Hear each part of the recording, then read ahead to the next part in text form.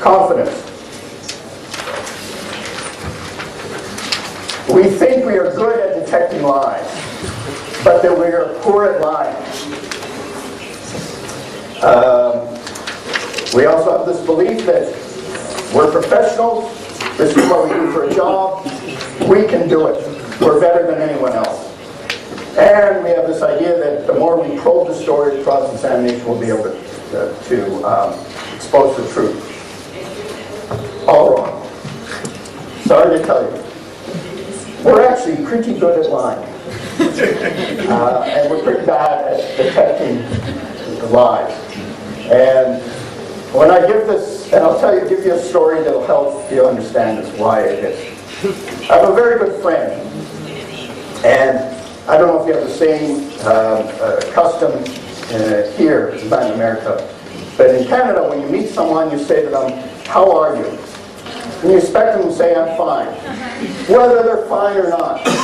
Well, a very good friend of mine, I'd say, "How are you?" She would tell me the truth. Well, I stopped asking. I mean, I didn't have 20 minutes to hear. But what it says is, it shows you, is we are pretty good at lying. You know, how are you? I'm fine. You know, you haven't slept, you've got a terrible cold, I'm fine. We're pretty good at it, and people believe us. So, it's not surprising that it's hard to detect when people are lying. Most importantly, and I love this, and I love talking to judges about this, judges are no better than anyone else at detecting lying.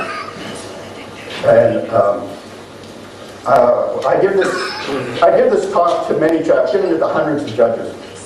And always at the end, a judge will come up to me, older judge, come up and say, "Well, I think this talk's very interesting, but I know when you're lying." And he is the one that I worry about the most, because he's the one who's not trying. You know, he's got it figured out. He's got the Pinocchio effect figured out. What does that mean? It means that judges, police, prosecutors, defense counsel, we overestimate our ability to tell when someone's telling the truth or lying. The other important effect here, and dropping off at the bottom, is we become more confident. We don't try as hard. We jump to conclusions. We make assumptions. We rely on this confirmation effect becomes even more powerful. We ignore contrary information.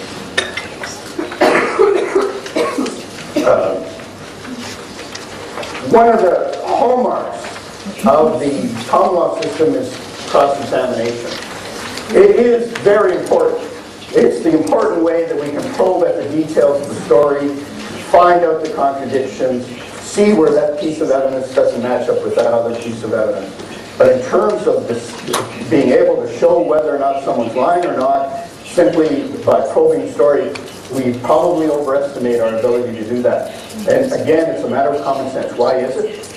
Because someone who's lying tells a very simple story. And if someone's telling a very simple story, it's pretty hard to get underneath it. It's pretty hard to probe beyond it. Sometimes you can, and sometimes most of the ways you're going to find out whether or not someone's lying is because it's inconsistent with other evidence that we have in the case. Finally, this last piece that I want to talk about in terms of why we make mistakes is the problem of feedback. We have cases in court. People get acquitted, people get convicted.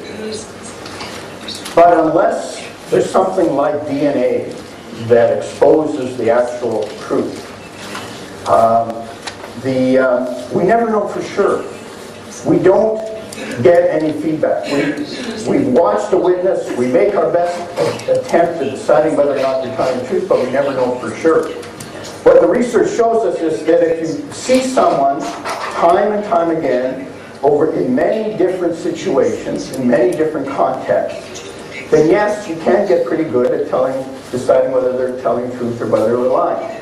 With your children, the more you you should be, at a certain point, you should be able to tell whether or not they're telling you the truth or whether they're lying. Now, having said that, my daughter can look at me in the eye without any fidgeting and tell the most exaggerated story, and I believe it.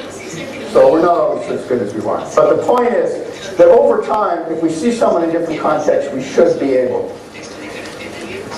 But that's not what happens in court. There is no feedback in most court situations. Witnesses appear in a very artificial environment, very briefly. We look at them, but we don't know how they act in other circumstances. We don't know if they're always nervous in new and unusual situations. We don't know if habitually they won't look people in the eye. We don't know if they have trouble expressing themselves or telling a story in a way that makes sense, because we haven't seen them in any other context. And so by this whole court phenomena contributes to the problem. It is part of what Christiane said, the complexity of the oral trial. So, witnesses who have feedback experience are better at deception. Very interesting study they did. In fact, they found criminals in jail are very good at detecting lies. They're also good at lying. Why is it? They're in a culture that depends upon being able to tell whether or not somebody's lying or telling the truth. Their life may very well depend on it, and so they become very good at it. Fortunately, we are not in that situation, but what it means is we may not be as good. All right, so what is the good news? What can we do to improve? The research is continuing, okay? We know a lot more today than we knew 20 years ago. Remember, the Ekman and O'Sullivan study was in 1991. So just being aware that there are these issues is a very important contribution to improving credibility assessment. Knowing not to rely on some of these cues will help us in knowing whether or not someone's telling the truth. Knowing about how the story is being told, knowing what to look for and what not to look for, how we won't, or hopefully won't be as easily misled without understanding this information. We do know that there are some deception cues that are helpful. The dishonest story tends to be less detailed, less oriented in space and time. They're unable to really fix it in place. The story itself will often be less plausible. Most importantly, be aware of your own biases. Make sure you have an open mind, that you're not relying on misleading behavioral or appearance or content cues, that you're conscious of the problem of drawing incorrect inferences. And then, most importantly, my final message for you.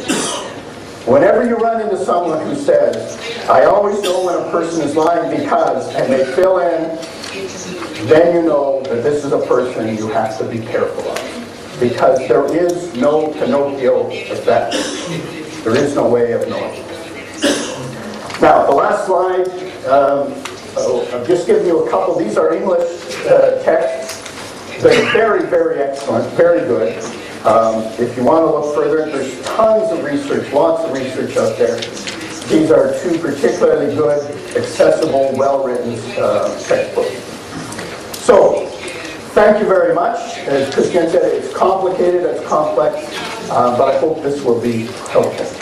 Muchas gracias.